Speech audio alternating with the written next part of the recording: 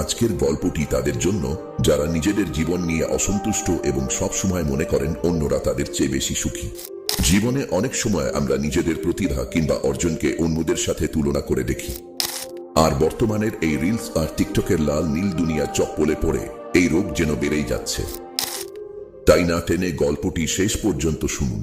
একবারের কথা, একটি কাক উড়তে উড়তে একটি গাছের ডালের উপর এসে বসল। কিছু দূরে এসে একটি রাজহাঁসকে দেখল, যেটি কিনা একটি পুকুরে সাঁতার কাটছিল। রাজহাঁসের সাদা ঝকঝকে পালক দেখে গ্রামবাসী মুগ্ধ হয়ে তাকিয়ে থাকল। কাকটিও বেশ আগ্রহী হয়ে রাজহাঁসটির কাছে যাওয়ার সিদ্ধান্ত নিল। কিন্তু গ্রামবাসীদের কাছে যেতেই কাকটি কিছুটা অস্বস্তিকর পরিস্থিতির সম্মুখীন হল। গ্রামবাসীরা হাত নেড়ে নেড়ে কাকটিকে তাড়িয়ে দিতে লাগলো, যেন তারা কাকটিকে আশেপাশে দেখতে চায় না। কাকটি ভাবল, আমি হয়তো তাদের নোংরা করে দেব, তাই তারা মনে হয় ভয় পাচ্ছে। তাই সে আরেকটি জায়গায় গিয়ে বসল। কিন্তু সেখানেও গ্রামবাসীরা তাকে তাড়িয়ে দিল। এই ব্যবহারে কাকটির মন খুবই খারাপ হয়ে হল।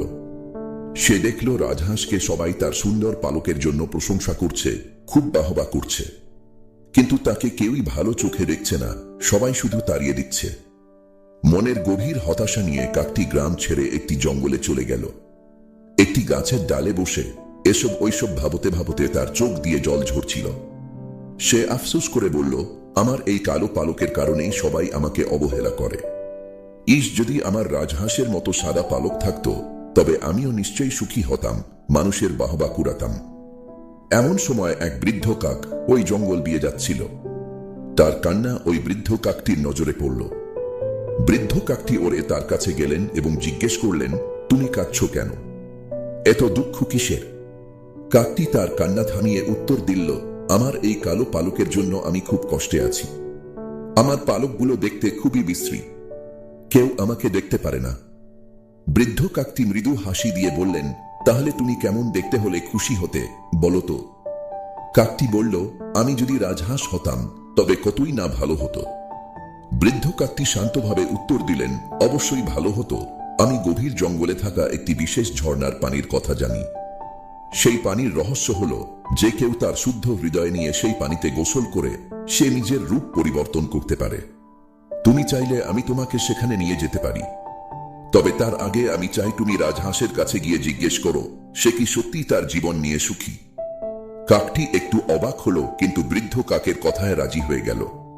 কাকটি আবার পুকুরের দিকে উড়ে গেল। সে দেখল রাজহাঁসটি পুকুরের তীরে শান্তভাবে সাঁতার কাটছে। আশেপাশে কেউ না থাকায় কাকটি সাহস করে কাছে গিয়ে বলল, ও রাজহাঁস ভাই, তুমি নিশ্চয়ই এই গ্রামের সবচেয়ে সুখী পাখি। তোমার সাদা ঝকঝকে পালক দেখে সবাই মুগ্ধ। তুমি কি তোমার জীবনে নিয়ে খুশি? রাজহাঁসটি মাথায় নিচু করে এক অপ্রত্যাশিত উত্তর দিল। সে বলল, হ্যাঁ, আমার পালক সুন্দর আর সবাই তা দেখে প্রশংসা করে। কিন্তু আমি সুখী নই। মানুষ আমাদের পোষ মানিয়ে রাখে, আমরা স্বাধীনভাবে চলতেও পারি না, আর বয়স হলে ওরা আমাদের মাংসের জন্য আমাদের খেয়ে ফেলে। আর আমি এটাও বলতে পারবো না কালকে আমি এই পুকুরে সাঁতার কাটতে পারবো কিনা। রাজহাঁসের কষ্টের কথা শুনে কাকটি হতবাক হলো। সে জিজ্ঞেস করল, তাহলে তোমার মতে কারা সবচেয়ে সুখী? রাজহাঁস বলল, আমার মনে হয় টিয়া পাখি সবচেয়ে সুখী। তার রঙিন পালক আমার সাধারণ সাদা পালকের চেয়েও আকর্ষণীয়, আর তার মাংস কেউ খায়ও না।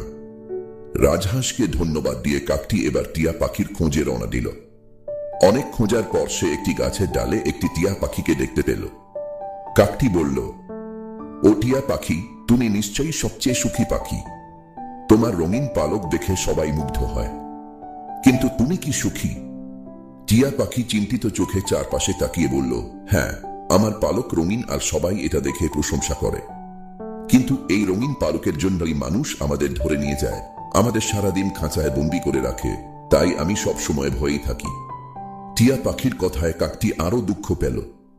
সে বলল, তাহলে তোমার মতে কারা সবচেয়ে সুখী? টিয়া পাখি বলল, আমার মনে হয় ময়ূর সবচেয়ে সুখী। মানুষ তাকে ধরে রাখলেও তার জন্য বড় খাঁচা বানায় এবং তার সৌন্দর্য দেখে মুগ্ধ হয়। কাকটি দেরি না করে চিড়িয়াখানার দিকে উড়ে গেল, যেখানে একটি ময়ূর ছিল। ময়ূরটির কাছে গিয়ে কাকটি বলল, তোমার পালক দেখতে খুবই সুন্দর। সত্যি তোমার সৌন্দর্যের কোনো তুলনা নেই। তুমি নিশ্চয়ই বিশ্বের সবচেয়ে সুখী পাখি। ময়ূরটি শান্তভাবে বলল, না বন্ধু, আমি সুখী নই। আমার সুন্দর পালকের জন্য মানুষ জোর করে সেগুলো ছিঁড়ে নিয়ে যায়। এই যন্ত্রণাটি সহ্য করা খুব কঠিন। পালকগুলো আবার গজালে তারা আবারও ছিঁড়ে নেয়। আমার এই দুঃখের চক্র কখনো শেষ হয় না। ময়ূরের কথায় কাকটি খুবই মর্মাহত হল। ময়ূর বলল, সত্যি বলতে কি, আমি যদি কাক হতে পারতাম তবেই ভালো হতো। তোমার মতো সাধারণ পাখি, যার প্রতি মানুষের কোনো আগ্রহই নেই, তোমরা কত স্বাধীনভাবেই না জীবনযাপন করতে পারো। তোমাদের জীবনটা সত্যিই অসাধারণ। ময়ূরের কথা শুনে কাকটি ধন্যবাদ জানিয়ে চলে গেল। প্রথমবারের মতো সে নিজের কাক হওয়ার জন্য কৃতজ্ঞতা অনুভব করল। কাকটি আবার বৃদ্ধ কাকটির কাছে ফিরে এলো। তারপর সব কথা বৃদ্ধ কাকটিকে বলল। সবশেষে বলল, আমি আর অন্য কোনো পাখি হতে চাই না। আমি কৃতজ্ঞ যে আমি একটি কাক।